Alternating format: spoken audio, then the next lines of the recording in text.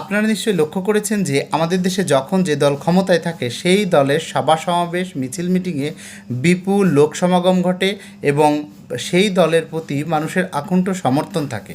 কিন্তু যখন ক্ষমতার পালাবদল হয় বা সেই দল ক্ষমতা থেকে সরে যায়, তখন আর মানুষ সেই দলের প্রতি ওই একই রকমভাবে সমর্থন প্রদর্শন করতে পারে না।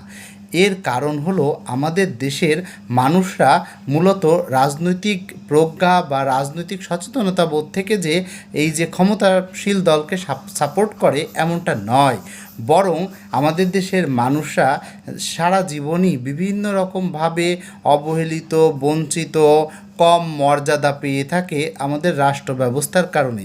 এবং অধিকাংশ মানুষই রাজনৈতিকভাবে শিক্ষিত না এবং অর্থনৈতিকভাবে দরিদ্র, যে কারণে তারা যখন যে দল ক্ষমতায় থাকে সেই দলের প্রতি একটা সমর্থন প্রদর্শন করে মানসিকভাবে একটা তৃপ্তি অনুভব করে। তারা এমনটা বোধ করে যে তারাও সম্ভবত ক্ষমতায় আছে, অর্থাৎ তার সমর্থিত দল যেহেতু ক্ষমতায় আছে তাহলে সেও ক্ষমতায় আছে।